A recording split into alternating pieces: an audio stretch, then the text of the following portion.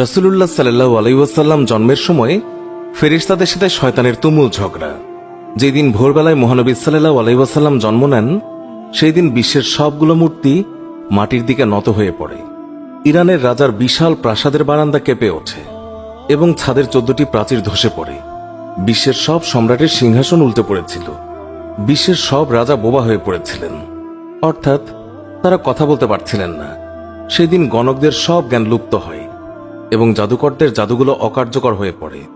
বিশ্বনবী সাল্লাল্লাহু আলাইহি ওয়াসাল্লাম জন্মের সময় শয়তান তার সন্তানদের মধ্যে আর্তনাদ করে ওঠে। ফলে সবগুলো শয়তান তার কাছে এসে বলে, কেন এত পেরেশান বা উদ্বিগ্ন হয়েছ?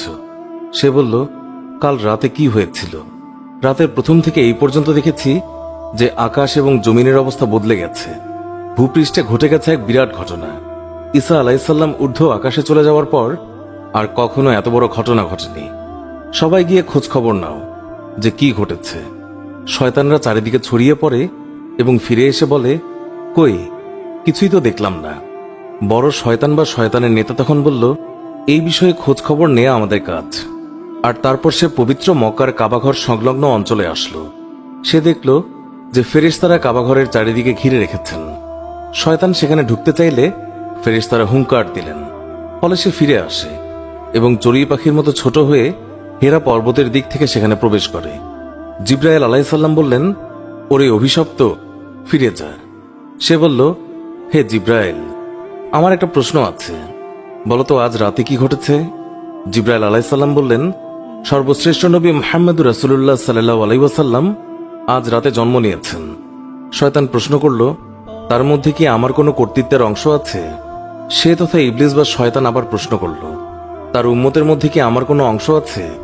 জিবরাইল আলাইহিস সালাম বললেন, হ্যাঁ। ইবলিস বলল, আমি সন্তুষ্ট হলাম। হযরত হালিমা বর্ণনা করেন, শিশু মুহাম্মদুর রাসূলুল্লাহ সাল্লাল্লাহু আলাইহি ওয়াসাল্লামকে আমার গৃহে আনার সাথে সাথেই রহমত বরকত প্রকাশ হতে লাগলো। এত পরিমাণ দুধ নির্গত হলো যে রাসূলুল্লাহ সাল্লাল্লাহু আলাইহি ওয়াসাল্লাম এবং তার দুধ ভাই একান্ত তৃপ্তির সাথে দুধ পান করে ঘুমিয়ে পড়তেন। আর উটনির দিকে চেয়ে দেখতে পাই সেগুলোর স্তন দুধে পরিপূর্ণ হয়ে গেছে। বিবি হালিমা বলেন, আমার স্বামী উটনির দুধ দহন করলেন এবং আমরা তৃপ্তির সাথে তা পান করে সারা রাত আরামে কাটালাম। দীর্ঘদিন পর এটাই প্রথম রাত্রি যাতে আমরা শান্তিতে ঘুমিয়ে পড়লাম। আমার স্বামী বললেন, হালিমা, তুমি খুবই ভাগ্যবান এক শিশু নিয়ে এসেছ।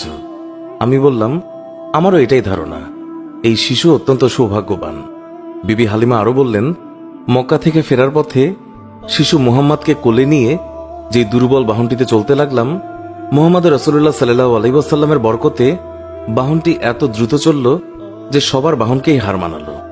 আমার সাথী মহিলারা আশ্চর্য হয়ে বলতে লাগলো, এটা কি সেই দুর্বল সওয়ারি যার উপর আরোহণ করে তোমরা প্রথম এসেছিলে? তারপর বাড়ি এসে দেখলাম সমস্ত বকরিগুলো দুধে পূর্ণ হয়ে গেছে, অথচ কিছুক্ষণ পূর্বে সেগুলো দুধ শূন্য ছিল। আমার গোত্রের লোকেরা তাদের রাখালদেরকে নির্দেশ দেয় যে তোমরাও তোমাদের পশু ওই জায়গায় চড়াও যেখানে হালিমার বকরি চড়ে। কিন্তু তা তো চারণ ক্ষেত্রের বিশেষত্ব ছিল না, বরং গায়েবী মদত এবং বরকতের মধ্যে তা নিহিত ছিল। তা ওই সমস্ত লোক কোথায় পাবে? এইভাবে আমরা প্রায় তার বরকতের ঘটনাবলী প্রত্যক্ষ করতাম। হযরত হালিমা বর্ণনা করেছেন, তিনি কখনো শিশু মুহাম্মদকে উলঙ্গ অবস্থায় রাখতেন না। সেই রূপ করলেই তিনি চিৎকার করে কাঁদতেন। যতক্ষণ পর্যন্ত তার শরীরের উপর চাদর টেনে না দেয়া হতো ততক্ষণ তিনি ক্রন্দন থামাতেন না। হালিমা বলেন, যেদিন থেকে আমি জানতে পারলাম শিশু মুহাম্মদ সাল্লাল্লাহু আলাইহি ওয়াসাল্লাম উলঙ্গ থাকতে পছন্দ করেন না, সেই দিন থেকে আর কখনো তাকে উলঙ্গ রাখেনি। তার দেহ আবৃত করে রাখার জন্য সর্বদাই সজাগ থাকতাম। হযরত আব্বাস বিন আব্দুল মুত্তালিব রাদিয়াল্লাহু তাআলা আনহু বর্ণনা করেছেন, তিনি রাসূলুল্লাহ সাল্লাল্লাহু আলাইহি ওয়াসাল্লামকে বলেছেন, আপনার নবুয়তের একটি মাত্র নিদর্শন ছিল আমার ইসলাম গ্রহণের কারণ। তা হল তিনি দেখলেন রাসূলুল্লাহ সাল্লাল্লাহু আলাইহি ওয়াসাল্লাম শৈশব অবস্থায় আঙ্গুলি সংকেতে চাঁদকে ইশারা করেছেন। রাসূলুল্লাহ সাল্লাল্লাহু আলাইহি ওয়াসাল্লামকে যেই দিকেই তার আঙ্গুলি ফেরাচ্ছিলেন চাঁদও ঠিক সেই দিকেই আসা যাওয়া করছিল। রাসূল এবং নবী হওয়ার এই একটি উজ্জ্বল প্রমাণ। শিশু মুহাম্মদ হালিমার গৃহে থাকা অবস্থায় কখনো তার উভয় স্তন থেকে দুধ পান করেননি। সবসময় তিনি একটি স্তন থেকে দুধ পান করতেন, অপরটি তার দুধ ভাইয়ের জন্য রেখে দিতেন। ন্যায়বোধের এমন চরম দৃষ্টান্ত পৃথিবীতে খুবই বিরল। সত্যি এটা একজন মহামানবের পক্ষেই সম্ভব। শিশু রাসূলুল্লাহ সাল্লাল্লাহু আলাইহি ওয়াসাল্লামের দ্রুত বর্ধনশীল দৈহিক অবস্থাও একটি লক্ষণীয় বিষয়। 2 মাস বয়সের সময় তিনি অন্যান্য শিশুদের সাথে হামাগুড়ি দিয়ে ফিরতে লাগলেন। 3 মাসের সময় দেয়াল ধরে হাঁটতে লাগলেন। যখন তার বয়স মাত্র 5 মাস, তখন বিনা অবলম্বনে হাঁটতে শিখলেন। 7 মাস বয়সের সময় তিনি ফিরতে লাগলেন এবং মাত্র 8 মাস বয়সের সময় তিনি কথা বলতে সক্ষম হন। তার এই গুণগুলো নিশ্চয়ই তার মুজিজার মধ্যে অন্তর্ভুক্ত এবং তিনি উম্মতে মুহাম্মাদের শাফায়াতের কাণ্ডারী। সারওয়ারে কায়নাত, দোজাহানের সম্রাট রাসূলুল্লাহ সাল্লাল্লাহু আলাইহি ওয়াসাল্লাম অতি শৈশবকাল থেকেই একান্তভাবে পাক সাফ থাকতেন।